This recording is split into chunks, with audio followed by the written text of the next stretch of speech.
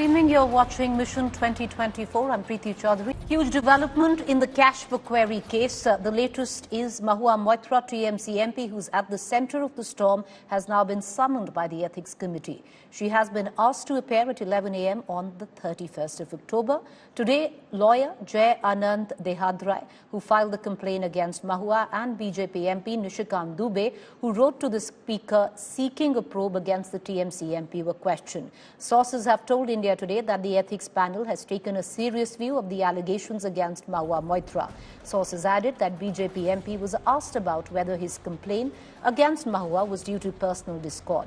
Dubey is said to have denied the charge. Sources also revealed the Ministry of Home Affairs is likely to be asked to map Mahua's foreign trips.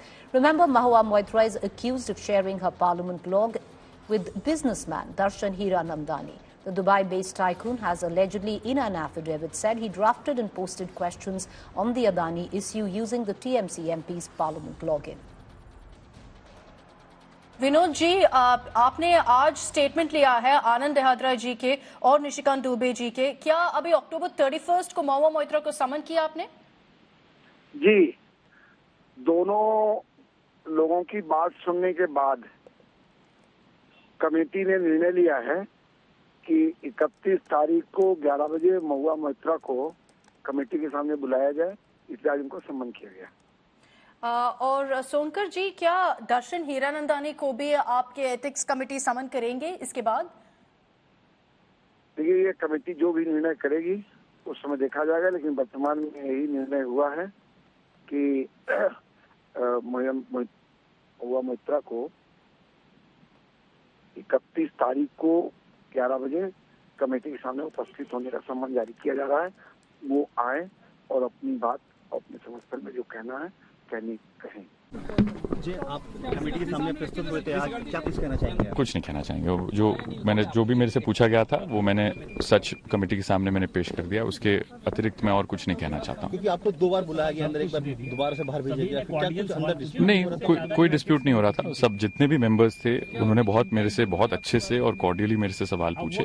जो कुछ भी मेरे से पूछा गया उसका मैंने आंसर दे दिया। उसके बियॉन्ड कुछ नहीं हुआ। My ministry has received a complaint from the Honorable MP Nishikant Dubey ji about seeking access to NIC logs pertaining to another member of parliament.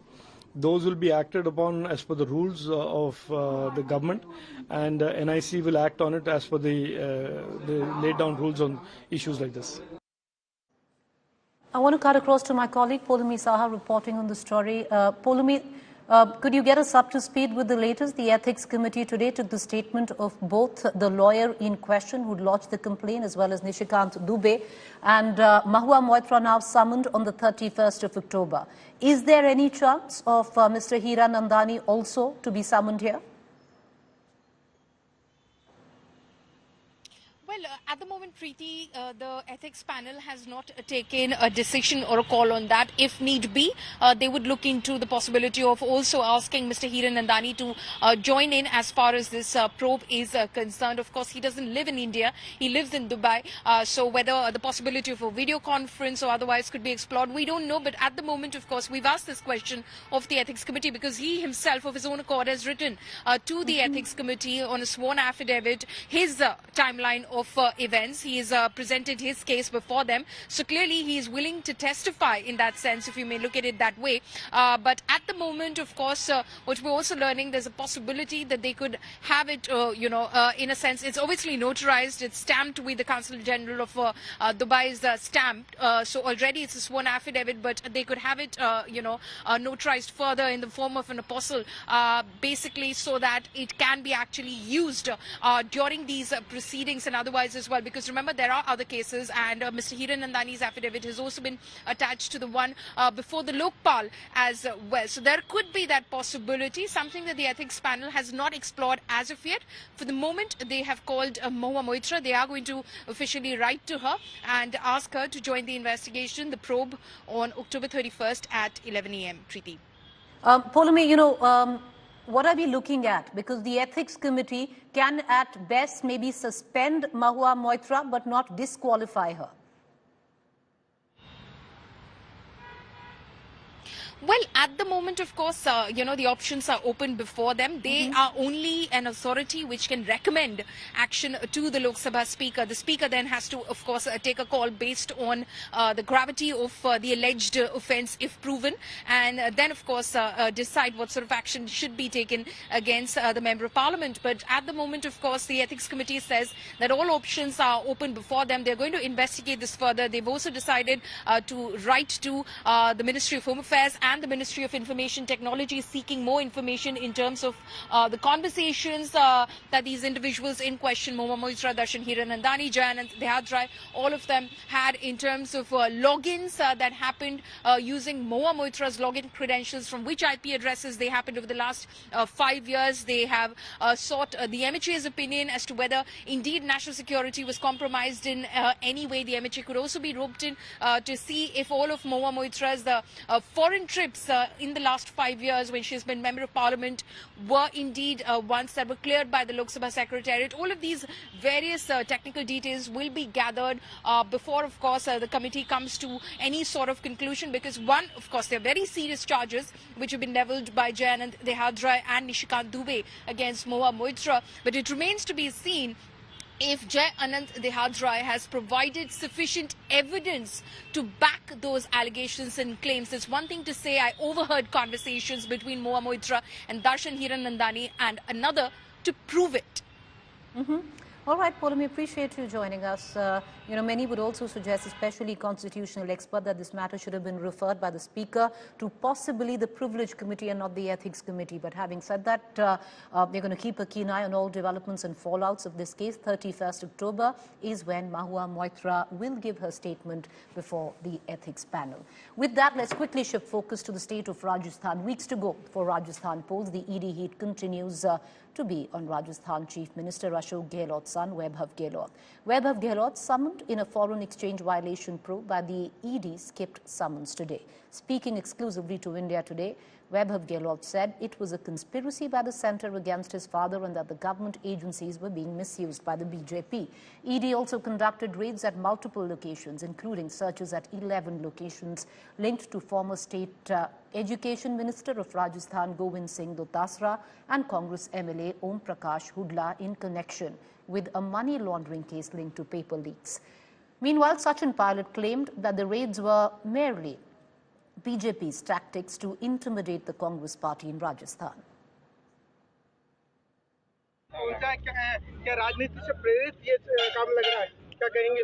चुनाव के समय इनको सब याद आता है, ईडी सीबीआई। हम तो शुरू से कहते आए हैं, जहाँ जहाँ चुनाव होता है जिस राज्य में, वहाँ पे केंद्र की भाजपा सरकार ईडी को साथ साथ ही भेजती है चुनाव की तारीखों के साथ ही। और जिस तरीके से आज हमारे प्रदेश अध्यक्ष जी को और मुझे सम्मान करके दिल्ली बुलाया है, मैं पहले भी कह चुका हूं कि ये मामले पहले 12 साल पहले भी आए थे। 12 साल पहले भी हमने इन्हीं आरोपों का जवाब दिया था और अब भी देखे आएंगे। विधानसभा चुनाव नजदीक आ रहे हैं, इसका यही लगता है। हाँ, जो पेपर एजेंसी जो है फाइनेंशियल अनियमितताओं की हो या कोई क्राइम किया हो, सीबीआई, इनकम टैक्स, ईडी, ये जो एजेंसी हैं इनकी क्रेडिबिलिटी नहीं रहेगी तो आप सोचिएगा कि मैच हो जाएगा देश के अंदर, मैच हो जाएगा वित्तीय अनियमितताओं का, फाइनेंशियल इरेगुलरिटीज का। फाइनेंशियल इरेगुलरिटीज, क्राइम का हर राज्य में कहते हैं कि आप जांच सीबीआई को दे दीजिए, ये क्रेडिबिलिटी होती है। आज उल्टा हो रहा है। तो आज जो स्थिति है वो चिंताजनक स्थिति है। Now, when they feel that they can't win elections through the mandate of the people of the state or the area, then they engage these agencies. Now, it surprises me that when the election is 29 days away, agencies are now raiding people, giving summons, raking up old cases. Like I said, the Chief Minister's son has also clarified. 12-year-old case to be brought up at the eve of the elections is a very telling example of how the government of India is operating. And certainly, they are fearful of the fact that they may not win mandate again as they hope to. So in all the 5 states, Congress is doing exceedingly well. And I'm happy to report that all these intimidating tactics will not work. I want to cut across immediately to my colleague Jaikishan Sharma joining us live from Jaipur. Jaikishan, understandably, the Congress would want to make this out into a political issue, that of a witch hunt. But having said that, you know, there are two very separate cases. One of the ED raids where Mr. Gehlot's son, Vaibhav Gehlot, is concerned, but the other, the Congress President, Mr. Dotasra, and another Congress leader from Rajasthan, where the paper leak issue is concerned. Yes, Preeti, I would very briefly try to explain you about both the cases. In 2021, there was an exam called Rajasthan Entrance Eligibility Test. It was held on 26 September 2021 and internet was suspended on that particular day. 4 lakh students had appeared for that exam, but the paper got leaked and more than 80 people were arrested, including Ram Kripal Meena, the then Rajasthan Board of Secondary Education employees and other people. At that time, Govind Singh Dotasra, the current state president of Congress, was education minister. It is alleged that he earned a lot of black money. He accumulated a lot of black money through papers, by leaking the papers and obtaining money from the candidates. It is said that he had allegedly obtained money from some 50-60 candidates. This has been investigated. ED is investigating this case. Om Prakash Hudla, he is an independent MLA from Mahua, and Chief Minister Ashok Gehlot has been heaping praises on all the independent MLAs other than Hudla, Khushveer Singh Jojawar, Sayyam Lota, who supported Ashok Gehlot in the year 2020 when there was an alleged attempt to topple the government. So Om Prakash Hudla, who is an independent MLA from Mahua, he was given recently ticket by Congress party in the second list, which was of close to 40 candidates. So Om Prakash Hudla's first cousin, Hariom Meena, was arrested by Special Operations Group of Rajasthan Police at that time, and he had obtained 10 lakh rupees from candidates in terms of providing paper. So this is one case in which Om Prakash Hudla and Govind Singh Dotasra are being investigated. However, Ashok Gehlot has countered all the allegations made by BJP. He has denied them. Today he addressed a press conference at the War Room of Congress in Jaipur. He's very categorically mentioned that this is complete misuse of agencies by BJP. This is just to they are losing the election, and this shows their frustration.